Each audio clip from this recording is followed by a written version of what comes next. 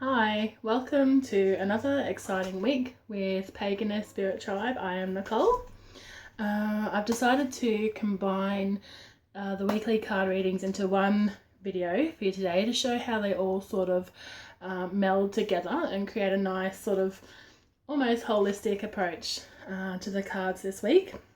And so the three cards I have are the crystal card from the liquid crystals, and that is green tourmaline for enlightenment. And look at the face. See, there's not many of these cards where I actually see the face in the card, but with this one and pink tourmaline, I do see the faces in the cards of the divas, so it must be a crystal for me to look more into. So that is the crystal one. I'll show them again in a minute. The animal one is Dragonfly, which is about illusions but also wisdom and enlightenment and connecting with nature spirits. And then the tarot card of the week is the Queen of Wands. So yeah, a great combo there for reconnecting with earth and creativity. But the Queen of Wands is more of a fiery passion creativity card than an earthy type like the Queen of Pentacles or coins. But I still, with these cards this week, there's a very green feeling, a very sort of reconnecting with earth and a grounding sort of feeling that's coming through, which is really great after the last couple of weeks with the retrogrades and the Scorpio full moon and the eclipses a few months ago. And I think we're really reaching a point where we've backtracked. We're still sort of, with the Mercury coming up, there's still some more backtracking going over our thoughts and ideas and what we want to do. But these cards are really pointing to the magic of healing and reconnecting with earth, our earth mother, and what we can do from there. So it has a really nice vibe. I'm not in a rainforest today, so it's almost like I've brought the rainforest with me with all the green. So first, I'd like to talk about the green tourmaline. Now this is a heart chakra crystal, really good for healing. The ascended masters associated with these ones are Sananda, which is also known as Jesus, who is also, and Paul the Venetian. They really stood their ground. They were both persecuted at different times for different reasons. Paul the Venetian was interrogated by the Spanish Inquisition because he painted a version of the Last Supper. But, they stood their ground and they came through the other side. And I think green tourmaline here for us is about healing, about our heart chakras, about opening to love and peace and compassion and those higher vibrations.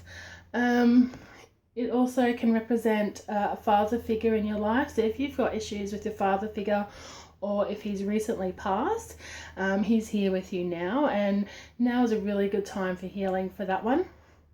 The vibe I get from the green tourmaline really is this kind of love and healing and sort of reconnecting. So it's really, it's good for the nervous system, for MS, for chronic fatigue, hyperactivity. So it's a really soothing stone, and it's really great that it's come up this week. So I think it's telling us to be a lot kinder to ourselves, be kind to others. The key word for it, I don't know if you can see it, is actually enlightenment. So through this healing, through this reconnecting with ourselves, we will find more enlightenment as such. We will go more on that sort of that spiral, reconnecting with our source. And the affirmation is, what was it? I wrote it down. I am enlightened. My spirit runs through all that I do. So it's really coming from a place of your heart in your actions, not coming from your head, getting out of your head, reconnecting with that heart space and acting out of love and but so be good to yourselves this week. That's what green tourmaline wants us to do, and through that you will get closer to your source and your spirit and heal, and it'll be great. I keep throwing out those buzzwords. The animal energy of this week is the dragonfly. Now the dragonfly is about illusion. The dragon, they say, was tricked into becoming a dragonfly or something by the coyote. So I mean, I think the message here is like, how are your illusions sort of manifesting in your life? If you're trying to heal and move past those blockages of things that are holding you back and the habits that you're trying to change. Dragonfly will help guide you through, whatever these illusions and blockages and resistance are that's stopping you, and help you sort of connect with that deeper wisdom. So enlightenment came up with this one as well. And dragonflies, are sort of mystical and magical as well. I mean, whenever I see one, I wonder if there's a fairy flying on it or something like that. They also can represent nature spirits and plant spirits, and the elementals contacting us and getting more connected. So it's another sort of theme of getting connected with Earth and the world around you. And I think the messages from these two are really to get outside. Get outside, get out of your head, get outside and just see what's out there. Just sit outside for a little bit, dusk, dawn, in the shade in the middle of the day. You don't have to be, in the country to enjoy nature. You can see the nature that's around you at home. So that's a really awesome sort of vibe thing that we've got there with the dragonfly. Now the Queen of Wands, I'm going to say she's also connected with nature. There's not many tarot cards that have animals in them, and she's got a black cat here, and she's got a wand, and she has a giant happy sunflower. So there's a lot of creativity and fire with this one, but there's also that grounding connection as well. So, and she's looking to her left, which I'm going to say is the future or the spiritual side. Is it her left? Yeah, it is her left because that's my right. Okay, yeah. Anyway, so I mean, this can represent a woman who's assertive and powerful, not quite bitchy like the Queen of Swords, bless her heart. She's just misunderstood.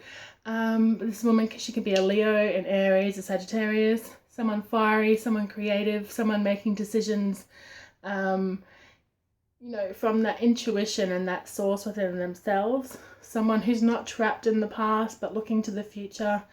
So I think, in combination with the other cards, as we connect with Earth, and use Earth's abilities or gifts, really, like the Tourmaline for healing. As we do that, it's going to open up sort of, our wisdom and our enlightenment. It's going to open up sort of sources for us to create, what we want in our new lives.